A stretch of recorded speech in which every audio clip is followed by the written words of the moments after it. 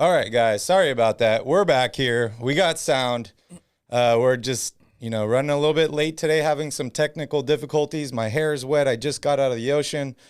And we are talking about this Kings horrible loss to the Boston Celtics. Welcome back to Royal Rebounds TV, a Sacramento Kings YouTube channel for fans by fans. Yeah, if you watched the game today, sorry, we feel your pain. We're drinking. We'll talk about it. We'll be right back with your nightcap.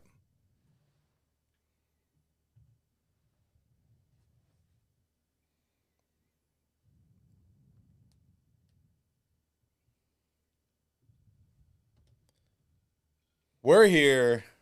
We're drinking beers. Calvin's drinking a rum and Coke. I needed something a little harder today.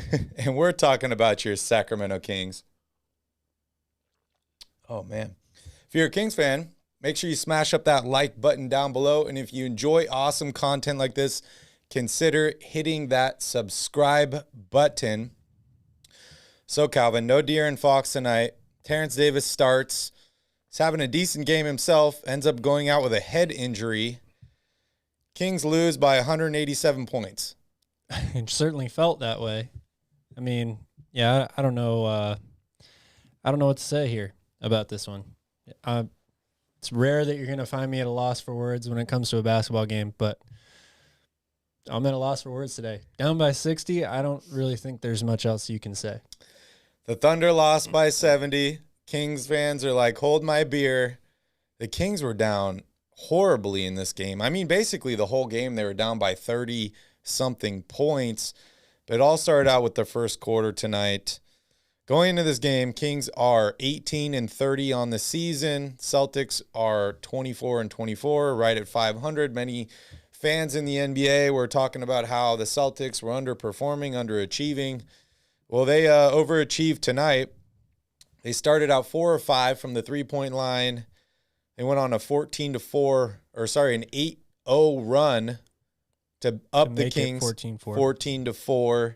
Kings shoot 17% in the first quarter. They only scored 13 points in that first quarter. And you think that's bad. They score 17 in the second quarter. They followed up with basically I feel like this is like their worst 2, 3, 4 quarters of basketball this entire season. Yeah, it was a joke. It started, 1 of 16 from 3. Buddy Hield's the only Kings player in double figures today, and he had 11. Yeah. I mean, 30% from the field, 18% from 3. You don't have a chance if that's what you're going to do on offense. So, yeah, KD is talking about during the game that, there's a back-to-back. There's another game tomorrow at Atlanta. What are the Kings going to do? Maybe they're not even going to watch footage. They're just going to kind of scrap this game and say, okay, we're moving on because you don't want to get too down going in tomorrow's game. I don't know how long we're going to be able to talk about it today.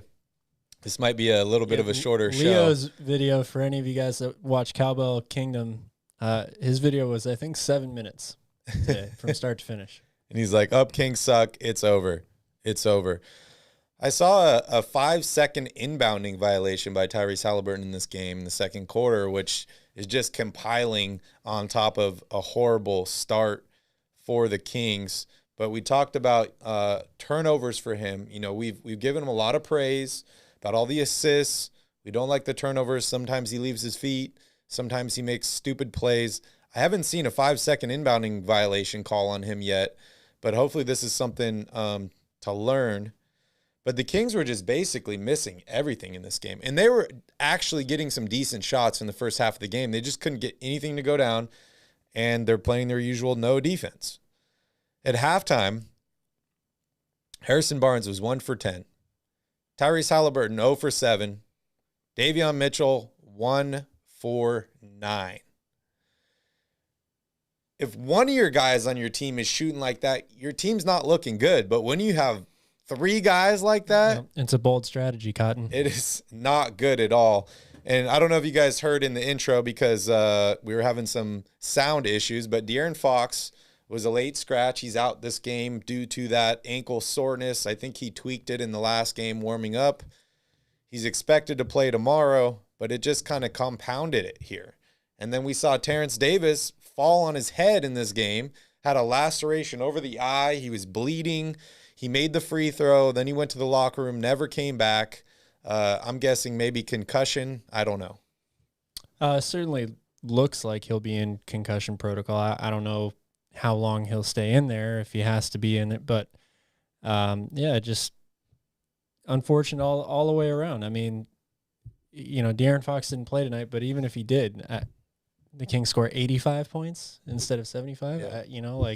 I don't see that being the answer to any of the problems here. 66 points tonight from Jason Tatum and Jaylen Brown. Not a single Kings starter had double-digit points. And as you mentioned, Buddy Hield was the high man with 11. On that note, let's jump in here into the box scores, Cal. All right, well, if you have kids around, make sure you cover their eyes because this is not pretty. No Kings starter in double figures. As I mentioned, Buddy Hield was the only Kings player to score in double figures, 11 points on 4-14 shooting. Just look at – I don't like plus or minus as a stat, but it's seeing wild. minus 40 next to somebody's name is pretty eye-opening. It's wild. It's incredible. And then you have two other guys with minus 29s and a minus 34 in the starting lineup as well. 7 apiece for backcourt, Davis and Haliburton, 9 for Rashawn Holmes to go along with 9 rebounds. I mean, that's your best Kings performance right there, 9 and 9. Keita had 6 points in 8 minutes to go along with 2 blocks. Yeah, I thought he should have got some more playing time. I'm surprised he only played 8 minutes. You look at a lot of these starters, like Tyrese Haliburton, 27 minutes, 30 minutes for Harrison Barnes. Like, what was the point in playing these guys? What, they're going to snap out of it or maybe get a rhythm going in tomorrow? Like, they were down 30 points in the second quarter. Yeah, it's hard to really understand what was going on here at all. But I mean, the Celtics had a worse shooting night than this one this season. They were like 4 of 42 or something like that from 3, but 6 for 33 is one of the worst shooting nights I've ever seen. I mean, 0 for 5, 0 for 6, 0 for 5, 3 for 9. You're just not going to win games if you can't make a shot. At halftime, the Kings were shooting 20% from the field and 5% from three-point range. It's pretty incredible. 5%. Pretty incredible. I mean, we're usually talking about the fact that the Kings can't stop anyone, and that's the reason that they lose games. But, if you can't even put up 80 points, this team is not good enough to beat anybody if they're only going to score 75. Yeah, I mean, you try and look at reasons why they lost, what happened here. And honestly, there's not many things I could come up with. They just didn't play well in this game. They didn't make shots. They didn't play defense. They weren't ready for this game. No, they weren't there from the beginning. We're not ready. The Kings, because of how bad they are defensively, if they're going to come out and start the game shooting as poorly as they did today, it's over. Within the first 5 minutes, it literally is over because they're not going to be competitive enough defensively to give themselves even a chance in the second half. What is this? Jamma said, I asked my Alexa to tell me a joke about Sacramento earlier today, and she literally said, I would, but I only make fun of NBA teams that actually make the playoffs. That sounds crazy. I have an Alexa. After this is over, I'm going to have to check that out. What's up, Lane? Good to see you. He said no one clicks on this team. I mean, yeah, you're missing your best player. We're talking about a brutal stretch of road games. But, I mean, you got to show up. No one expected the Kings to win this game, just like the last game. Nobody expected us to win the game. I didn't think they were going to win this game either. But you got to at least show up. They didn't even average 20 points a quarter in this game. Yeah, I don't know what was worse, going through the 2 9-game losing streaks last year or this most recent stretch that the Kings are on now. What is it, 10 of 11 straight losses or something like that? Yeah, I mean, where do we go from here? Like, Yeah. Just absolutely horrendous game. And I agree with Gotham here. I wish I had a second team at this point. I'm not boycotting the Kings. I'm sticking with them. They're my team. That's part of being a fan, right? Is you got to survive the ups and the downs. There's a lot of downs, so hopefully there's some ups coming soon. But just a horrible overall game for the Kings. And Boston played a regular game. It's almost like Boston was playing an NBA game, and the Sacramento basketball team was like, oh, we're just going to show up here. This is a scrimmage or warm up, or I don't know what's going on. 30% shooting for the game, 18% from the three, as opposed to 49.5% and 44% for Boston. 73% from the line for the Kings. They got out-rebounded in this game. You know, they got out-assisted, doubled up in assists, which, I mean, makes sense when you only score 75 points. You're not going to have a lot of assists. And the other team scores 130. Yeah, Kings won in the steals category. They won in the blocks category. The turnovers were pretty close. Boston dominated in the paint. And largest lead. Is that accurate there? 60 points? Yes, 60 points. Largest lead. That's wild. Yep. I wasn't doing math the whole game. I knew we were down a lot. The Celtics lapped them in this game. When you go down here and you look, okay, largest lead, 0 for Sacramento and 60 for Boston, 60. That's wild. I do have to say, though, hey, ESPN's going to be talking about us tomorrow. Are they? Not a good thing, but, oh, yeah, they're going to compare it to the Thunder, 70-point loss. This has got to be the worst loss in recent memory for me, for Sacramento. Yeah, the chat was discussing what the worst loss in Sacramento Kings history is, and I believe we decided it was in 92, 62 points to the Golden State Warriors. Okay. Yeah, I mean, I wasn't I was a Kings fan then, but I didn't watch a lot of Kings basketball in 92. That was early on, yeah. But oh, man, dude, this is crazy, dude. I don't even know what to say. I feel like I should just sit here and not say anything for like 30 minutes and just be like, I mean, there's really not much to say at this point other than, hey, Monty, I hope you're working. I hope you're up late tonight. That's all I can really say. Lane says at least the tickets will be cheap. It's a good point. I hope so. We are going to a couple games here soon, so hopefully they lower the asking price. Actually, it's funny, if you look on ESPN right now, you know, you can go into a team's schedule and it'll show you for every city that they play in what the cheapest tickets available are. Mm-hmm. Guess how much the cheapest tickets at Golden One Center you can find are right now? They're probably giving them away. $7. That's crazy. You know what the cheapest ticket is at the Chase Center in Golden State? 700. $80. Oh man, that's crazy. Welcome to being a Kings fan. I'm trying to find an update here on Terrence Davis. He's probably in concussion protocols. I don't know how bad the injury really was. And, you know, not to say that a head injury is not a bad injury, but at least it's not a broken arm. At least it's not a torn ACL or Achilles or something like that.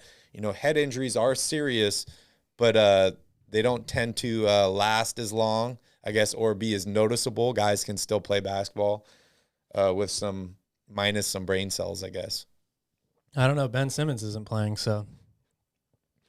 What's up, Makami? Good to see you here. Rodders, I haven't had a chance really to look through the chat. Welcome. Lane, welcome all you guys. It's just another horrible loss. Matthew, worst loss or best loss? I mean, hey, Monty, Calvin's right. Something needs to happen. It depends on what's happening here. I mean, are we just are we losing every game from here to the rest of the season for the best odds at the number one pick that they can get?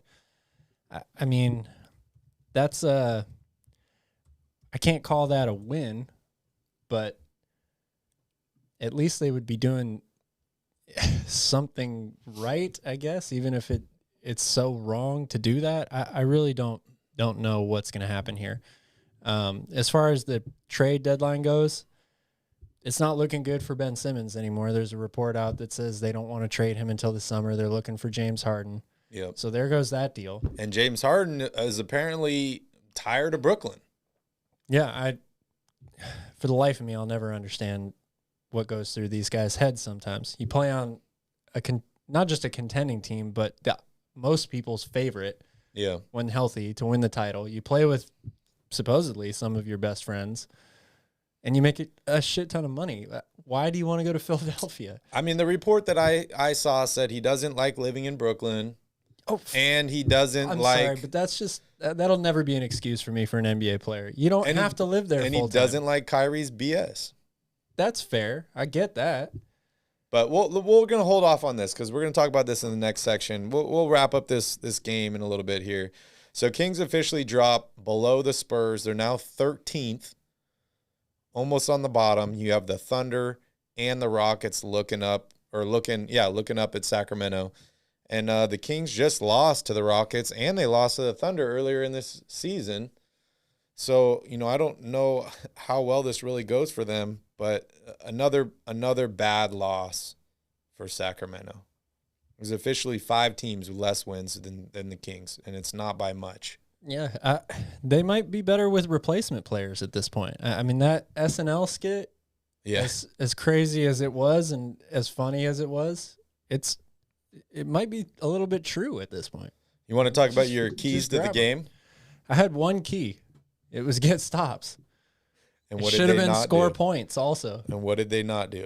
They didn't do anything. They didn't score points. They didn't get stops. They didn't do anything. There was no key to this game. There's no strategic breakdown. They didn't, lose this game in any one particular area. They lost this game when they got off the plane. Yeah, and I mean, they've been on the road here. They came from Milwaukee, but they had a pretty good layover. They had 2 full days off and today, and then they just laid an egg. I think this is their least points scored this entire season, right? I know they were talking about I think it's got to be least points scored in a quarter in the first quarter in this game. At halftime, they were talking about least points scored at half in a game this year. And then, end of the game, least points in a game this season, 75. That's just crazy thing. You can't even score or average 20 points a quarter. Like 6 for 33 from 3. Yeah, it's not good at all. That's not good at all. McCollum says no communication. I mean, you got to make shots. Communication has nothing to do with shot making. That's true. How many good shots did they make in this game or take in this game? Anybody who's played at any level, professional or not, in a game where you just got your absolute ass handed to you, guys don't talk. I mean, when you're down 30 or 40 or more or something like that, what are you going to talk? What do you just want to get off the court? There's nothing to say at that point. There really is nothing to say. They're probably doing the same thing as us right now, drinking beers and probably. I mean, you can call screen or whatever. You can say switch. You can say I got Tatum. He's probably gonna hit another shot in my face. Another 3. Oh man, Alexa Lakers joke is funny too. I'm gonna have to check that out. It's been a lot of low points this season for the Kings. Yeah, Jeff, there has been a ton of low points. But you know what they say, there's only you can only go up from here, right? Well, theoretically, yes, but the Kings can actually go down from here. They don't have the worst record in the league yet. Yeah, I agree. He should have got a lot more playing time tonight. We talked about that, Keita. Only 8 minutes is crazy. They were talking about him during the game, how he was best defensive player in his conference. Same with Davion Mitchell. Kings added 2 guys. Keita's just starting to get on the court now and get some playing time. But I really like what I've seen from him. 3 of 4 from him tonight. Like you said, 6 points in 8 minutes. I like what I'm seeing from Davion. Obviously didn't like the shooting percentage for him tonight, 0 for 5 from 3-point range and 3 of 15 from the field. But I guess I'm just trying to look for some positives here. There's not really any positives, but I think that Keita should definitely get some more playing time moving forward. There was moments in this game, though, where I saw him with the ball at the three-point line, and they left him wide open. And I'm like, shoot the shot. Just shoot it. I wanted to see that shot so bad. I don't know how good of a three-point shooter he is. I mean, I've seen him make them before, but he doesn't take a lot of them. I wouldn't rely on it. When you're down 30-something points and they're leaving you open at the three-point line, like, take the shot.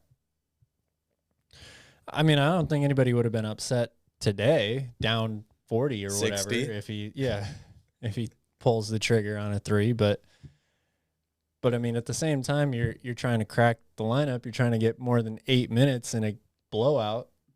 Yeah, It might not be smart to take a three in those 8 minutes that you have on the court. Yeah. Gotham says, what did LeBron do after leading the Lakers to the playoffs? Win a title? I don't know where you're going for this. Oh, turned off his Xbox. Haha, that's funny. But yeah, they suck, man. The Kings officially suck. You ready to move on? Yeah, please. Final score, Put me out of my 128. misery. 128-75. Kings lose. They were down by 60 in this game. No De'Aaron Fox. Kings suck. We're moving on.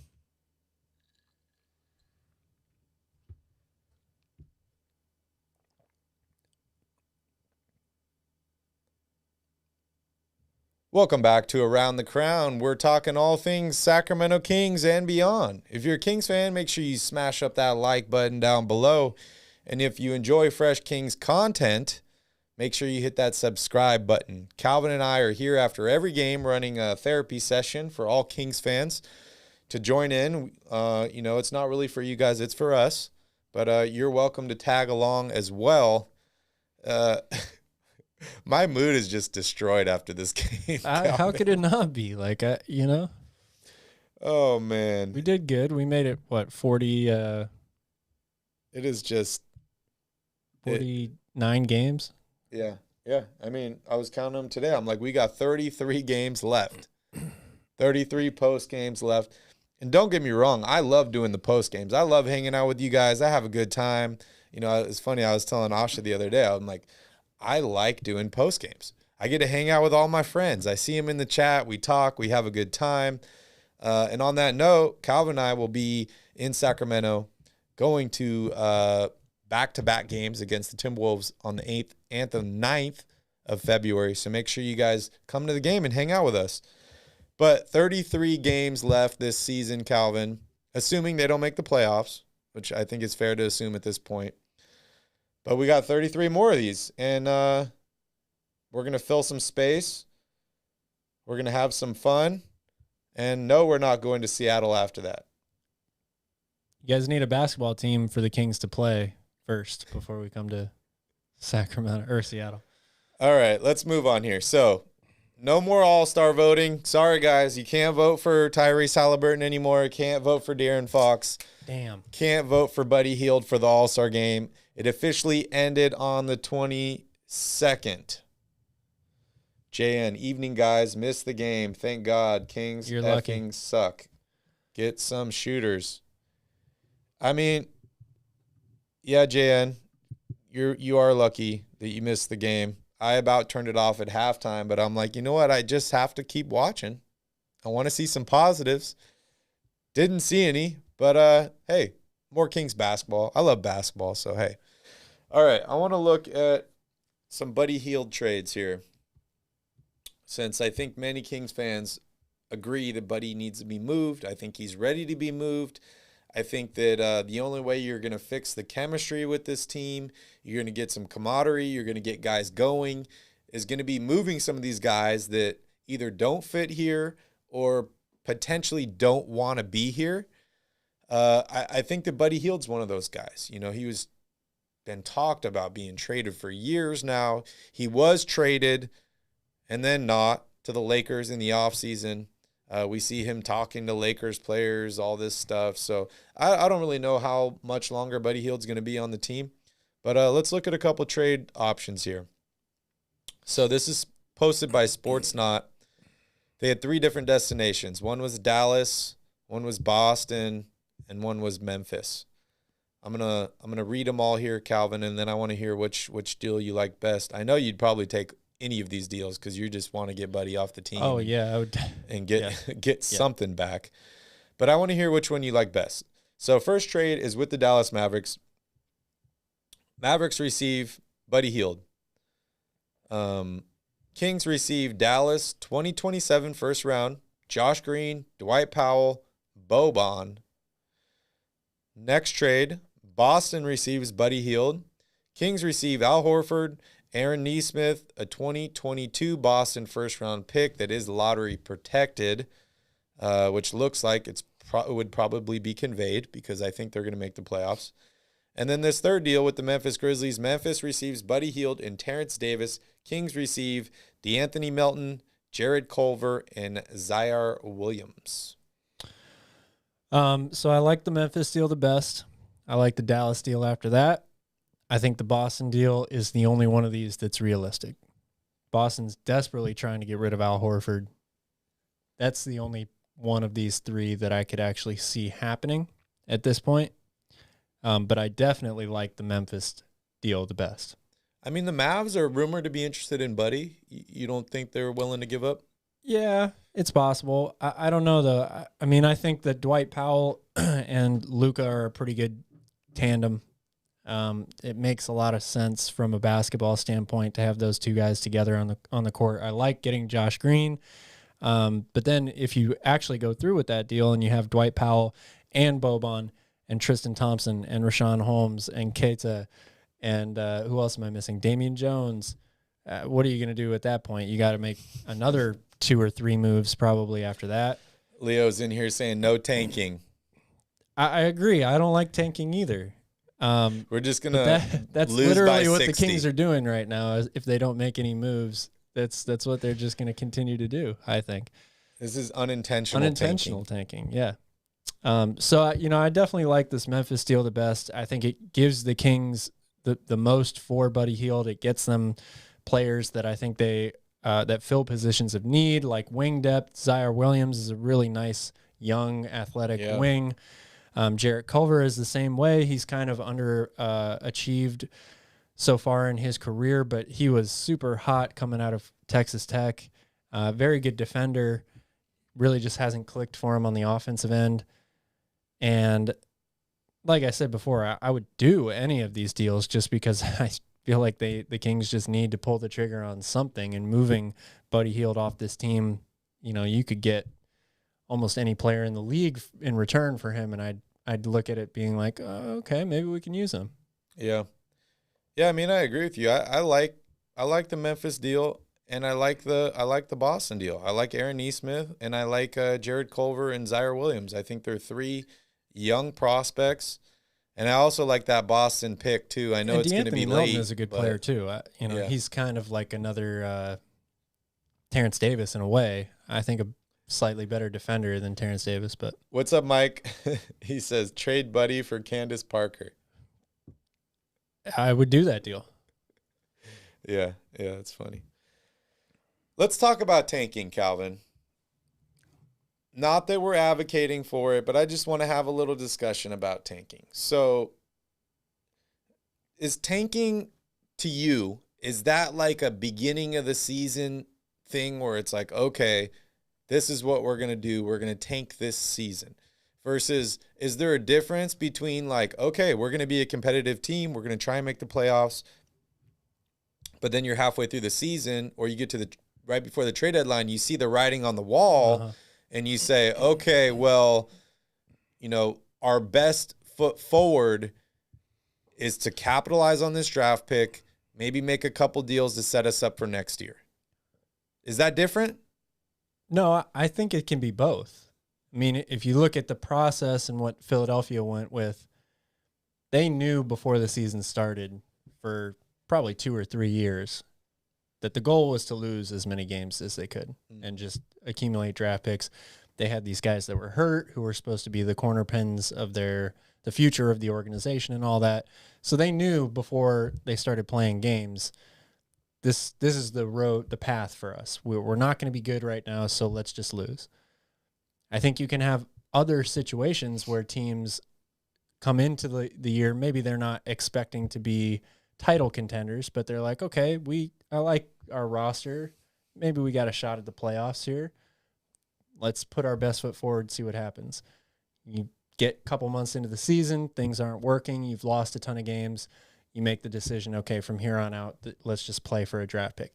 The problem with that is there's like this, there can be a gray line or a gray area that you can cross into where you are far enough away from being one of those bottom 2 or 3 picks that you're like, if we just lose all the rest of our games, I don't know how close we're going to get to that.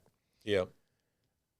Which is why, part of why tanking is not a great strategy, I feel like. But I think that teams, when you tank, you don't have to start the season by saying we're tanking. You can do that mid-season. There just will eventually come a point where tanking isn't going to get you what you would really want from tanking. And, Philadelphia, they didn't really have anybody to build around, right? When they started their tanking, they traded Andre Iguodala. They let Andre Miller walk. They end up drafting Michael Carter-Williams, who won Rookie of the Year, and they trade him away. So they didn't really have, like, pieces to build around. They were kind of like, okay, we're starting from absolute scratch, and we need to get 2, 3 top picks to build around, which those end up being Ben Simmons and Joel Embiid. They got pretty close, but they didn't make it to the finals. And now potentially one of those guys is out or is out. We'll see what they can get from return. But I don't know. I kind of have mixed feelings here. I don't like to lose basketball games on purpose. But I also feel at the same time that, goals can change mid-season. They really can, depending on, where you're at. If you're this far down in the standings and you're just sticking to that, we're trying to make the playoffs this season, we're willing to mortgage the future, we're willing to trade guys so that we can make a run at it, I feel like that just is dumb. I feel like that's not being realistic, and that's not looking at what's in front of you. Yes, I want the Kings to make the playoffs. Yes, I want them to be a good team, but they need something to build off of. And that would take you down the road of like, okay, well, we need to continue to play and be competitive and not tank because we have to build off something. But when you're at this point and you don't really have anything to build off of, because you're getting blown out. You're down by 60 points in this game. And, you could say, oh, it's one game, but it's not one game. We've seen this happen over and over and over. Yes, this is the worst game this season, but we've seen this happen over and over and over and over. There has to be a point where you're like, okay, well, maybe we're not going to tank or try and lose for a certain amount of years, but maybe it's time to punt the rest of the season and see how we can come back next season the strongest. And that's either, trading all your players for other draft picks on other teams so that maybe your draft pick is better and you have a couple other picks or young players to build off of from other teams. But I just don't see the point in running into the wall every day of, we're going to make the playoffs. We have to make the playoffs this season, because at some point it becomes unrealistic. Yeah. Well, and the Kings, the organization has a 15-year playoff drought as well, which no other team in the league has. So that complicates things when you talk about tanking, right? Because after so many years of not making the playoffs, that just becomes the goal. It's like, we just have to make the playoffs. This year we make the playoffs. This year we make the playoffs. And that's where you get into running into that wall of just keep on doing the same thing over and over again.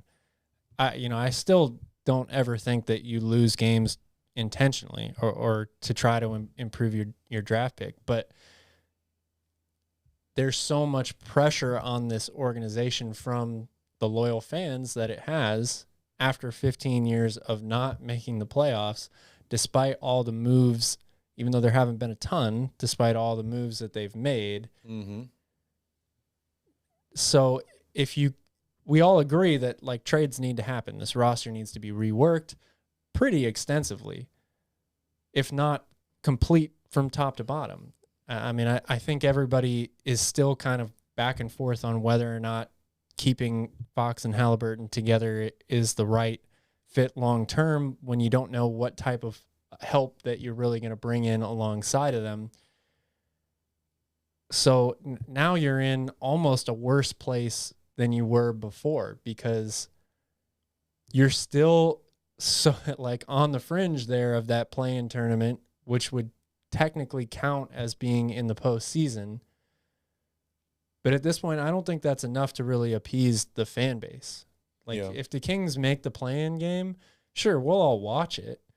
But even if they win one play-in game or somehow two play-in games, like, is your opinion of this team really going to change that much? I don't think we're looking at a Warriors team that comes in as the 8th seed and threatens to beat whoever it is that's number one, Phoenix or Golden State, anything like that.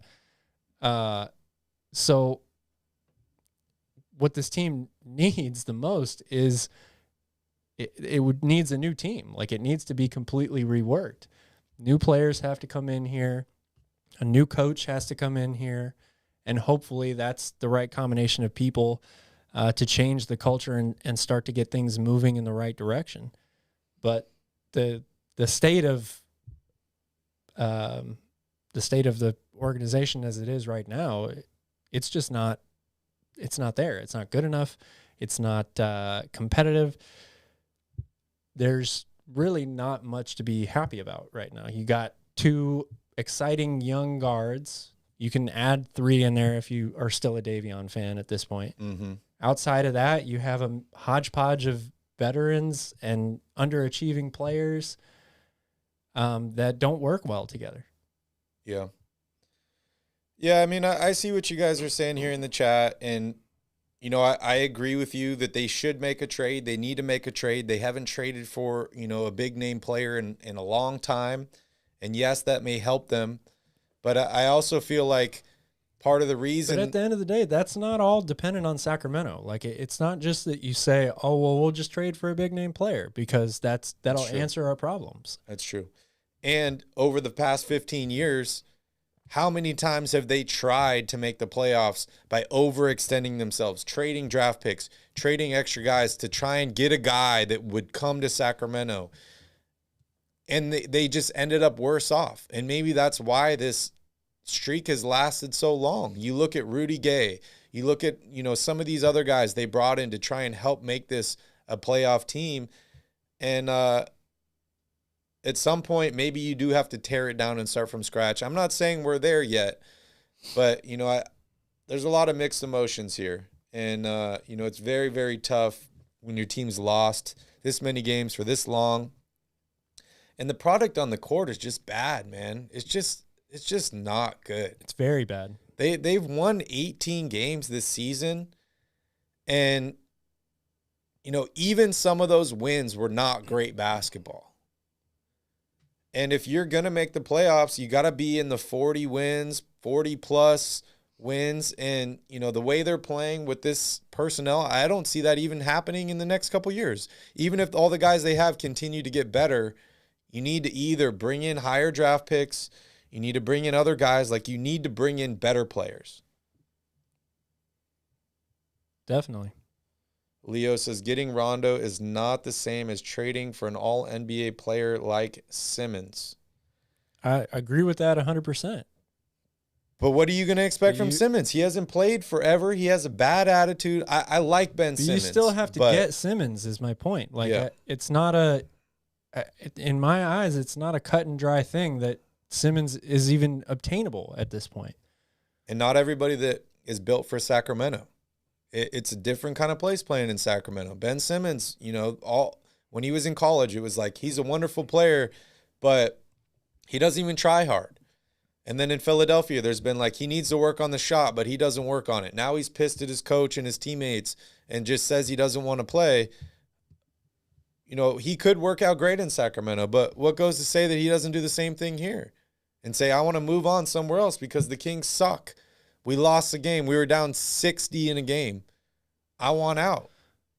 Yeah, I mean, that could always happen. I still agree with the idea at the end of the day that the Kings need to take some sort of risk. Like, you have to try as hard as you can, even if it might mean a deal that you're on the fence about or something. I'm not, saying trade Tyrese Haliburton for Ben Simmons, but at the end of the day, you're going to have to do something like that to make the necessary changes that it needs to happen to this franchise, because the little tweaks here and there, the DeLon Wright trade, the Tristan Thompson trade, those aren't enough. So you have to be willing to stick out a little bit more neck for something that is going to be a bigger payoff potentially at the end of the day. Otherwise, your only other option is we have to get the best draft pick and we have to hit on it. That's it. That's your only other option, because you're not going to sign, Anthony Davis, or I know he's not available in free agency this year, but that type of player in the offseason. That's just not going to happen until those types of players see that the franchise is changing for the better. Yeah.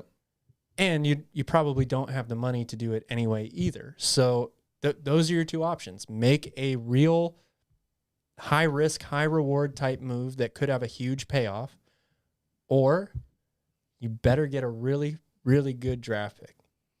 And one thing the Kings haven't done, recently, which I've been an advocate for, is let's trade for some other teams' first-round picks. Teams that could potentially be bad, let's trade for their picks so then we don't have to play bad to get a good draft pick. We saw what happened, with Cleveland. They were able to get that first-round pick for the Clippers that turned into Kyrie Irving. They end up getting the number one pick. For me, I still really like Miles Turner. I know he's injured. I know he's going to be out. But that's not a bad thing, in my opinion. If you were to say, okay, we're not making the playoffs this season, we're going to trade for Miles Turner, we're going to let him get healthy, we're going to get our good draft pick at the end of the season, and we're going to come back next year with Fox, Haliburton, Miles Turner, and a top draft pick. I would be okay with that. I wouldn't be upset trading for any injured player right now if I felt that person long-term was going to really make the team better. I don't see how you could sit here and say, with the state of everything that's going on in Sacramento, that they shouldn't trade for a player like that because they're hurt. Yeah. Like that, it doesn't make any sense to me at this point. You're not going to be any worse off than you are right now. Yeah. Leo, I know you like Ben Simmons, and I like Ben Simmons too, but I want to know what you think Ben Simmons is going to give Sacramento for the rest of the season here. I don't think he is going to push the needle enough to make the play-in game for Sacramento. Maybe he'll help them next season, and that's something, that I'm all for. But I don't think you just make a trade for Ben Simmons and the Kings are in the playoffs this season. I don't think that's possible. My biggest thing is I just don't know at this point how easy it's going to be for the Kings to trade for him. After everything that both teams have been through, couldn't get a deal done early. Fox and Haliburton aren't available. Then maybe for a second they were available, then they weren't again. Now Tobias Harris wants to be, or the Sixers want to add Tobias Harris in the deal. And then the last thing I saw was that Philadelphia doesn't want to trade Ben Simmons until the summer anyway. So it just feels like this whole situation, and maybe, a couple hours before the trade deadline actually shows up, Daryl Morey has either a change of heart or like he decides that trading Ben Simmons now is the right move. But I'm kind of at the point where I don't think Ben Simmons is going to be traded this year to anywhere. Yeah. We don't know what kind of shape Ben Simmons is in. I really don't know how you're just going to rebuild this team on the fly by bringing in a guy like Ben Simmons. He's a good player. He doesn't cure all the problems. If I knew I could trade for him today, I would trade for him. Yeah. I would. Are you trading Tyrese Haliburton for him? I don't want to, but again, it comes down to, first of all, I don't know what other deals are out there. I don't know what Monty McNair is working on currently. But the Kings have to make some type of big move. They have to. Like I said, it's either that or rebuild through the draft. Those are the options right now. Yeah. So if I knew that deal was available to me, I would sit long and hard and I would think about it. As much as I don't want to trade Tyrese or even Fox for a guy like Ben Simmons, the Kings have to make some type of major move. They really do. Yeah. They're a little bit handicapped in that way, but you got to change it up. I agree. And I like Ben Simmons. I'm all for trading for Ben Simmons. I just don't want to give up Tyrese. I really don't. And, Summer Low says here, guy can't shoot. I mean, yes, he can't shoot. You got to surround him with the right players. The Kings didn't shoot well tonight, but their biggest problem is stopping people. It's 100% their biggest problem as a team. Ben Simmons is one of the better defenders in the league. So, Yep, and it also goes back to what you were saying. Why is Daryl Morey going to trade Ben Simmons right now for Tyrese Haliburton when he knows he can get James Harden at the end of the season? Well, I don't know if he knows he can get James Harden, but I don't think out of any of the GMs in the league that Daryl Morey is going to be pressured into doing any type of deal if he doesn't really want to. Yeah. I mean, the fact that Ben Simmons hasn't been traded already up until this point shows me that he doesn't give a shit about what anybody else thinks or anything like that. He's got a plan in his head, and if he doesn't see, a way around that or a better option than that plan, then that's what he's going with. I don't think Tyrese Haliburton is a role player. Call me a homer. I don't think he's a role player. Maybe at this point, but I think his potential is there. Everything I've seen from him, yes, he had a horrible game tonight. Everybody did on the team. Well, I guess it depends on what your classifications of players are. Like, is there something between a role player and a star, or is it just role player, star, superstar? Yeah. I mean, he's not a star. He's not a superstar, but I'm just looking at potential. I think he has that a lot of potential. We look at potential with young players. And, that's probably a problem with Sacramento Kings fans. But the risk to reward ratio for how much you're paying Simmons, what you're potentially going to get for a guy that hasn't played in, almost a year now. Getting pretty close. Versus a guy like Tyrese Haliburton that doesn't cost a lot of money. He loves Sacramento. He wants to be in Sacramento. And is Fox and Simmons really going to make it to the playoffs? I don't know. I like Fox. I like Simmons. Both of them are not great shooters. I think that's part of the problem, though, is we got to stop looking at it as this person or this piece or this position. If we get this, then we become a playoff team. This team is awful, and they need to get better. So let's just bring in somebody that we think is going to make the team better, and we'll go from there. You'll restructure the rest of the roster around it in the offseason. You'll have the draft, all that stuff. But again, I just think that it's not every day that you could potentially trade for somebody like Ben Simmons. The beginning of the year, I was very against it, just because of the whole way everything. All in. Yeah. I was all in on trading for Ben Simmons. Now I'm all for it because you have to do something here. Yep. You have to do something. And it's got to be something bigger than we'll trade for DeLon Wright and Terrence Davis. And that's nothing against those two guys. I was a major supporter of DeLon Wright last year. I thought he did a lot of really good things for the Kings. And Terrence Davis has had his moments in the couple years that he's been there. But like you said before, moving the needle, those types of moves are not enough to get this, to improve this team really that much at all, as we've seen. I mean, you can see it today in the way that the team played. So you got to do something bigger than that, whether it's Sabonis or Miles Turner or, any of these guys that are reportedly available. If you have the opportunity to snatch one of them, you got to get it. You have to take the risk that comes with any type of trade necessarily. But in some of these cases, like Ben Simmons or a guy that's hurt like Miles Turner, it's a little bit bigger risk, but it's a risk that the Kings need to take if they're going to get themselves out of this ridiculous funk that they've been in for over a decade now. Yeah. And it's funny, you know, we go to talk about this like beginning of the season, I'm like, let's trade for Simmons. Let's make it happen. Let's go. And you're like, oh, I don't know. And now we're here and you're like, let's trade for Simmons. Let's make it happen. And I'm like, I don't know. How could this not be the best time to do it? Like, I don't get it. I mean, I like Simmons a lot. I'm totally down to trade for him, but I'm not giving up Tyrese Haliburton. I feel like the boat, we already missed the boat to make the playoffs this season, to make the play-in. You're 13 games below 500. You look at the upcoming schedule. It's very, very brutal. I don't think you're going to do anything this season to make the playoffs. I really don't. So I think when you're looking realistically at this team, you say, okay, well, we fired our coach. Players are injured. There's COVID. We can't even keep guys on the court. What can I do to set myself up best for the next chance? And that's next season. Maybe that's trading for Ben Simmons. I don't know. Maybe that's trading for Miles Turner. Maybe that's trading for other guys. But don't tell me you trade for this guy, the Kings are making the playoffs, because the ship has sailed. True. I don't think that's true at all.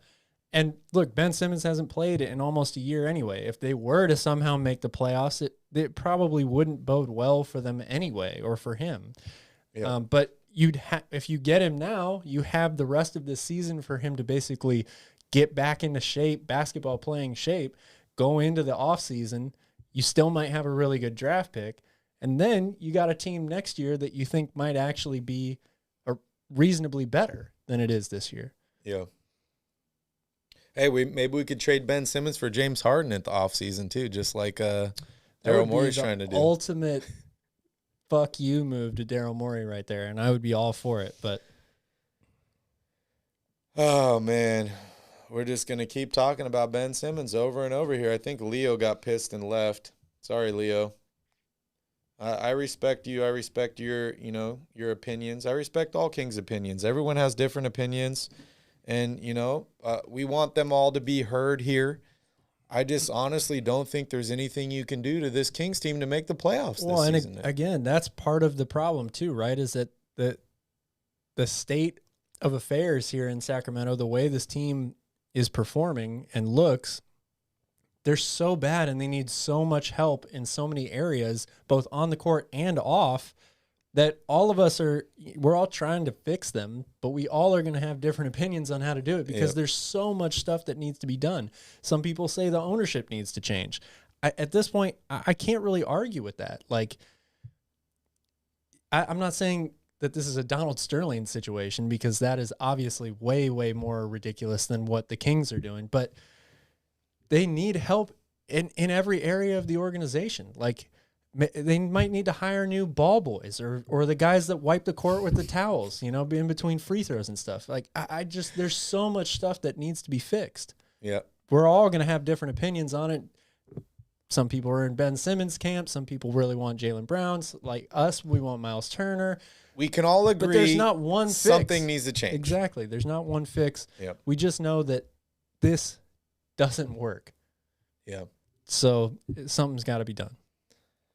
And, people are going to be more outspoken when their team was down 60 points in a game. Like, that's just how it goes. If we come back and we destroy Atlanta tomorrow, my overall opinions are not going to change, but the sentiment after the game in the post game is going to be a little bit different. I'm like, oh, wow, we looked a little bit better tonight. But we're 13 games below 500 right now. 13 games. What's the longest winning streak we've gone on this season? Like 4 games, 3 games? So you got to triple that, and you're still below 500. Yeah. And yes, we do need a coach. Again, that's just another one of the things that this team needs. And that goes back to my my statement on this is a lost season. when you fire your coach midway through the season, I know it was not exactly midway, it was like a quarter of the way through the season, and you have all this other drama going on, it's a lost season at this point. And I don't want it to be, but I'm a realist, and it is. It just is. And if the Kings want to get any better, they need to make moves now to set themselves up for next year. Maybe that is Ben Simmons. I don't know. Maybe it is. Maybe that's Miles Turner. Maybe that's Jaylen Brown. Maybe that's all these other guys we've been talking about. But something has to change. Something has to happen. A trade needs to happen very, very soon here. But I am not in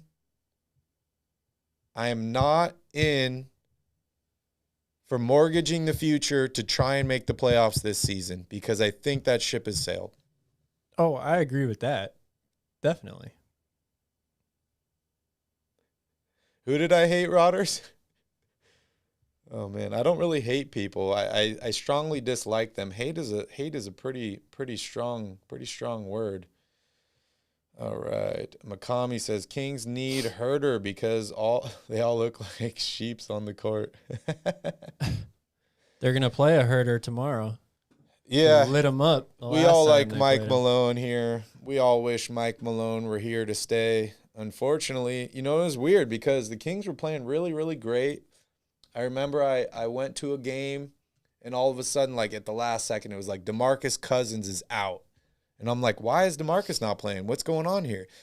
He ended up having like an injury or a sickness. I think he was sick. He missed like 7 games. They went on a losing streak. Mike Malone got fired. I thought that was a horrible thing to do, especially considering your best player is out and you're losing games. Like, it makes sense. The Lakers don't fire their coach when LeBron's out.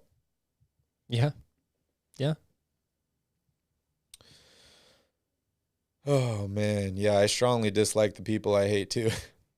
And I like Jaeger, too. What's up, Kristen? Good to see you here. Sorry, the chat is moving so fast right now. It's hard for me to keep up with everybody. A lot of emotions going on right now, which is great. That's what we're here for, right? Is we want to hear from you guys. Passing on Luka. Yeah, I mean, pour some more salt on the wound. But hey, I'm not in the hate Vivek camp. I'm really not. He's made mistakes, yes. Everybody's made mistakes. But everything that I'm hearing as of lately is that Monty has the freedom to do what he wants to do. And that goes back to Calvin's opinion or his statement.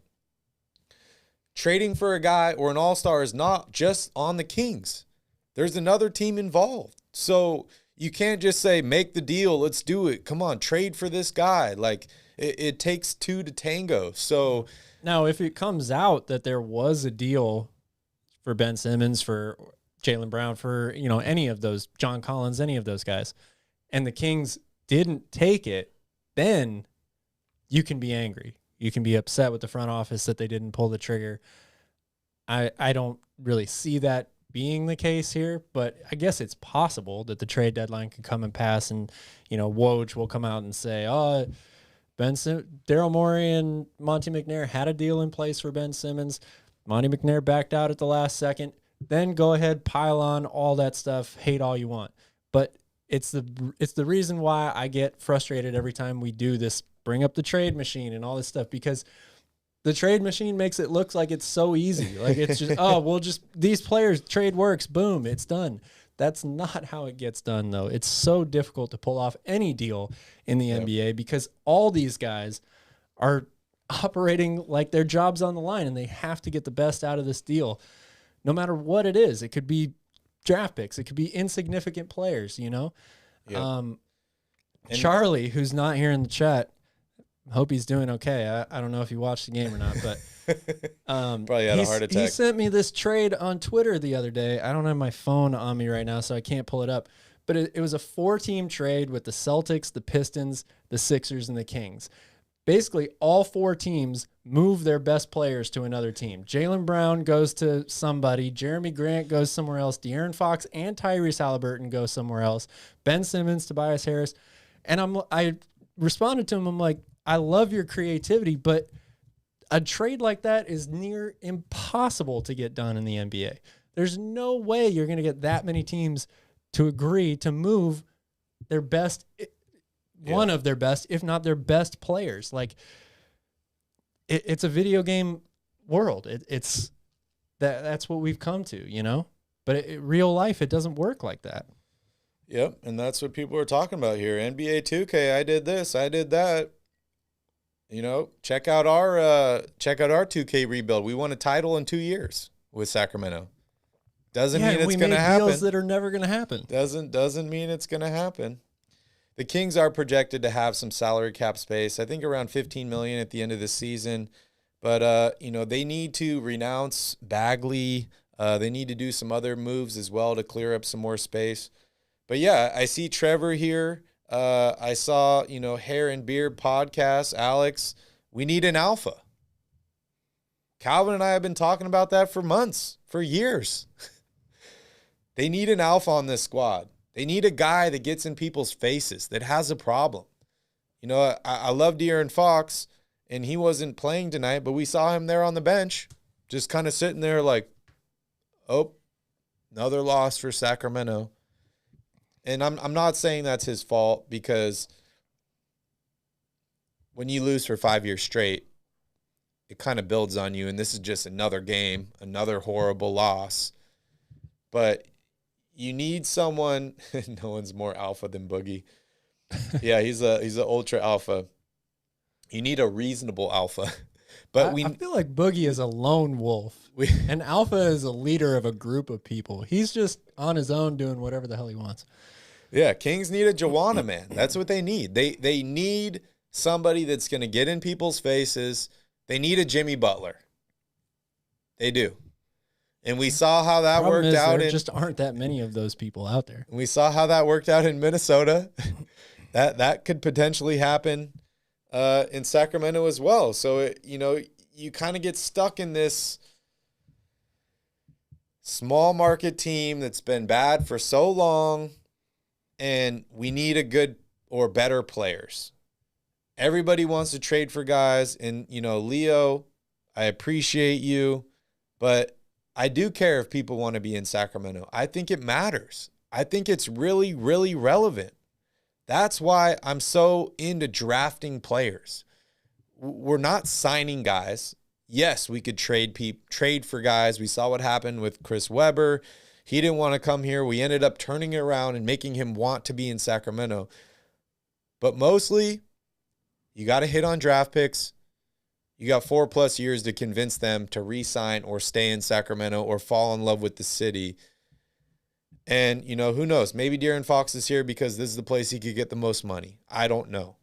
But you can't just trade for guys and expect things to just change on a dime. And I like Ben Simmons a lot, but there's some red flags for me. There's some red flags for me too. Absolutely. I don't see Ben Simmons as being an alpha, but I see him as being a player that could make the team better. That's, at the end of the day, that's what it comes down to for me. Yes, the Kings need all that stuff. They need a leadership. They need a new coach. They need better players. But nothing happens if you just stand by and let another trade deadline go by where you don't make a significant move. Yep. Sorry, Alfie. Vinny's off today, so I don't have the LeBron James voice, but maybe Calvin can do it for you. No, I cannot do that. LeBron James.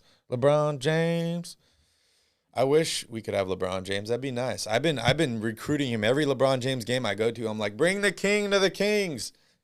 You want to be a king? Come to Sacramento. Best way for Sacramento to get LeBron James is to draft Bronny at this point. Exactly. And we need draft picks to do that. And that goes back to the whole Ben Simmons thing. People don't want to give up Tyrese Haliburton. I'm in that camp. But the rumor that we heard, don't even know how true it is is that Morey wanted Haliburton and multiple first-round picks. Maybe Haliburton's the deal breaker for you. Maybe it's the multiple first-round picks. You can't trade consecutive picks. So if it's 2 or 3 picks, then that means your draft pick is basically taken for the next 6 years. Maybe you'll get, a draft pick every other year, but you can't trade that pick. You can't bring in other guys to help surround them. So I don't know. That's tough. I like Ben Simmons, but it's got to be the right deal for me. Yeah. I would agree with that to some degree, I guess. But there just needs to be some deals made. There needs to be movement. The Kings just cannot afford to sit idle. And it's like we were talking about earlier with tanking. There comes a point where tanking, if you try to tank, you're not going to get the best result out of that. Like, even if they tried to tank right now, maybe teams like Houston would somehow pass them. I don't know, but and then you have to look at the draft itself. Outside of, I'll say, the top 6 picks, 5-6 picks this year, this incoming draft class is definitely not going to be as strong as last year's. So if you can't secure one of those top 5 picks, then it's almost like you tanked for nothing anyway. Yeah. Priest, I agree with you. That's why I'm saying you got to draft this guy. You got to draft him, and you have 4 years to convince the guy to stay or want to be there. And if you're a true alpha, you want something that's hard. You want something that's difficult. True alphas don't take the easy road and the easy path. And the path doesn't get any harder in Sacramento. So if you're a true alpha and you feel like you are the man and you can do and you want to prove everybody wrong, Sacramento is the place to do that. And so I don't think if you're in the NBA already, you're going to have that mindset, but maybe drafting a guy, it gives you time to develop that. I don't know. Maybe Davion will be that guy. I hoped he would be that guy, and it's still possible. Yeah, Summer, I agree. You can get generational talent outside the top 15. I'm just saying not all draft classes are built alike. You're not going to find it because it's hard enough to find one generational talent in any draft, whether you're picking number 1 or number 30. So the farther away you get from that, from year to year, your percentage chance of finding that player goes down almost infinitely. Like it's. Yeah. Or you have to gamble on a guy like Michael Porter Jr., who I really like and is a great player, but he's out the whole year now because they gambled on an injury guy that fell in the draft. Yeah. You never want to. You always want to trust the draft process through all that stuff, whatever. I mean, you want to believe in the player that you pick, no matter what selection you've got. But it goes back to what I said, in a previous show, in that building through the draft requires a tremendous amount of luck. Yep. So if there's an opportunity to get somebody like Ben Simmons right now before you go into the draft, then I think you absolutely have to do it. Yeah, Foster, I like Jared Allen a lot. I was all on that trade for Jared Allen. I thought that he would have been the guy, to hold down the center for Sacramento, and we see him doing an awesome job in Cleveland, who, they just drafted a guy that I was very high on as well. They drafted him number 2. So, yeah, Kings need to do something. Brian wants to know about Westbrook. Would he be good for us? I don't think so. I mean, you're talking about a team that's already very heavily built with point guards. I'm not sure what the deal would look like, who you'd trade for Westbrook, but it's crazy. As talented as Russell Westbrook is, I really think he might go down in history as one of the more underappreciated basketball players. But when it comes to fixing the Sacramento Kings, Russell Westbrook is not going to do that, in my opinion. Yeah. Yeah, we need a Chris Paul. That's what they really need. Is a Chris Paul. Again, they need more than that. They need more than one player. I mean, even if the Kings got LeBron tomorrow, like that wouldn't help. I mean, it would help. I think they're but it talking wouldn't change things. attitude-wise, culture-wise, not so much, having the players on the court that it takes to win basketball games and all this, but just changing the mentality, having a guy that pushes guys, drives them to be a little bit better. Yes, Russell Westbrook does help in that area, but you still need more. You need more than one person. Yeah, Alex says, as crazy as it sounds, I feel like Westbrook would get in people's faces. Not sure if we'd win any more games, but Rest definitely gets angry, unlike our squad. I'm for bringing in Westbrook, but it's got to be on a couple different conditions. And for me, that's absorbing a salary and getting things as well, whether it's young players or draft picks.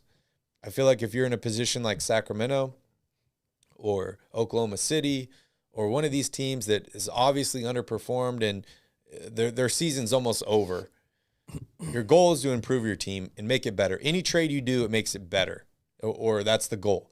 So if I'm going to help out the Lakers and take on a guy like Westbrook, I need more than him. I like him as a player, but I want draft picks. I want young players. You got to make it worth my time. I'm not just going to say, oh, Russell Westbrook, I don't want him. But he's not a guy that I would target to bring to Sacramento, but I'd be okay taking him as a salary dump if I got more as well. Problem with that is the Lakers don't have a lot more to give. And maybe it's not the Lakers. Maybe it's a 3-team deal or something. I don't know. But it's interesting. I didn't think Westbrook was going to get traded from a couple different places. It seemed like he was stuck in Oklahoma City. He ends up moving. I've been surprised by every same Westbrook with the Wizards. trade since he left Oklahoma City, honestly. Same with Chris Paul. As much as I like Chris Paul, I was just like, man, how are these guys trading for a 37-year-old making $40-something million? How are they doing this? It's wild. We look at John Wall right now. He was like probably the most untradeable contract for 4 years. He's not even playing for Houston, and he's still getting his money. So guys are always tradable. They are always tradable. But it comes down to this, what state or what situation your team is in, right? Like, we all agree that Chris Paul was the finishing piece for the Phoenix Suns to become what they are today, right? But just getting Chris Paul didn't make them a championship contender. They drafted DeAndre Ayton. They drafted Devin Booker. Yep. They drafted Mikal Bridges. They made the foundation moves before that. Chris Paul was just what took them over the top. Yep. And yes, I agree that his mentality, his attitude, his veteran leadership, all that stuff, that paid dividends for them, obviously. But they still don't get to where they're at if they didn't already have those pieces there before they brought in Chris Paul. Yep. Yeah, I don't think Pascal Siakam's available. I wish he was, but I haven't heard any rumors about him being on the trade block as of recently. The Clava won. Westbrook, I mean, I don't think he makes the Kings a better team. Maybe he helps culture-wise, but I'm not advocating to trade for Westbrook to make the Kings a better team. I'm just not. I think there are lots of other players that the Kings should be looking at trading for before they try to trade for Russell Westbrook. Yep. All right, Calvin, I think I'm done talking about trades. If you guys want to talk more about trades, tune in tomorrow after the Hawks game. We'll have a whole section talking about trades. Who knows? Maybe there'll be some new news out. Maybe the Kings will make a deal in the next 12 to 24 hours. But I'm ready to move on. Are you ready to move on? Yeah, let's move on. All right, we're going to take a quick... There is another game, I guess. So yeah, we're going to take a quick break here, guys. And when we come back, we're going to talk about the next week of Kings action.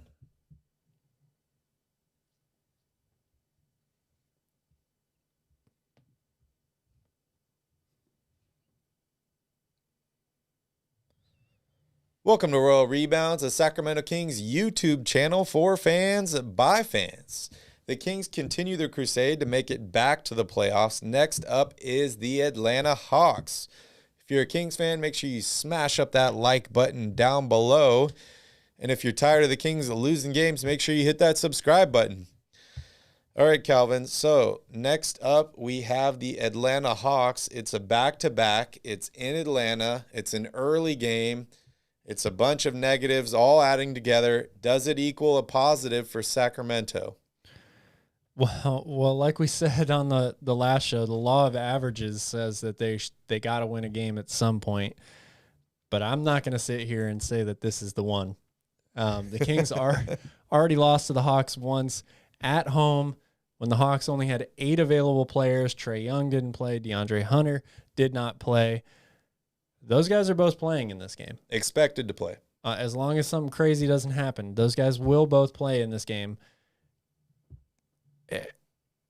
It's going to be another tough one, I think. Even Bogdan, we could see him back for this game. Yeah. He's I don't know how many games he's missed, but he practiced today. The Hawks are hopeful that he will play tomorrow against Sacramento. So that we're going into a team that's pretty much full strength here, a team that was in the Eastern Conference Finals last season. Yeah, and they've underperformed. They're 21-25 on the season. I've heard, that everybody on the Hawks is on the trade block except for Clint Capella and Trae Young. It's a good chance for Sacramento Kings players to showcase themselves for the Atlanta Hawks. It's a good chance for the Kings to get closer. Maybe Monty can make a deal for a guy like John Collins. Maybe he can bring Bogdan back to Sacramento. I'm not really sure, but this Hawks team has a lot more potential than the Kings, in my opinion, as far as game to game. Let's hear your keys to the game. My keys, I should have just wrote down my keys to the game are score points after today. But they actually look very similar to what the keys to the game were the last time the Kings played the Hawks, because going into that game, I thought that Trae Young was going to play. He got ruled out, I think, right before that, went into health and safety protocols. So number one is going to be pick and roll defense. Trae Young, Clint Capella, 2 of the best in the game at running the pick and roll. The Kings are one of the worst in the league at defending the pick and roll. It's going to be very, very important what their type of game plan is going into that. Number 2 is rebounding. Clint Capella is a beast, as we all know on the boards. He had 14 rebounds the last time they played Sacramento. It's going to take a team effort for sure. And then number 3 is bench points. Something that the Kings, a lot of times this season, have had the upper hand in. They certainly have not recently. They have gotten very, very little bench production. I think the Kings only scored 27 points off the bench today. Kevin Huerter had 25 by himself off the bench the last time these two teams played. So Kings have got to get some bench production. They had more than 27. They had like or maybe that was the last game against the Hawks. 30 something tonight. But the bench played a ton tonight, including 30 minutes for Davion, 24 minutes for Buddy Hield. They didn't get much scoring from the starters tonight, so the bench had to do something. They didn't get much scoring from anybody, even to get to the 75 points. But as you mentioned, it's going to be another tough game for the Sacramento Kings. They're going to have to try and get some rebounds from Clint Capella. They're going to have to defend the 3 better than they can. And, really, there aren't enough keys for me to list here to really give you what needs to happen. The Kings need to play better in literally every phase of the game right now. And they need to shoot. They need to shoot better. Which is something that they actually have been doing over the past few games. They've been shooting lights out against Detroit, against Milwaukee. Yep. The problem was in those games, they let the other team shoot lights out also. Yep. They need to send the ball boy out early and make sure there's no lid on top of the rim. That seemed to affect them a lot. Maybe they need to hire Kyrie Irving to go out there with his sage. He needs to sage the arena before.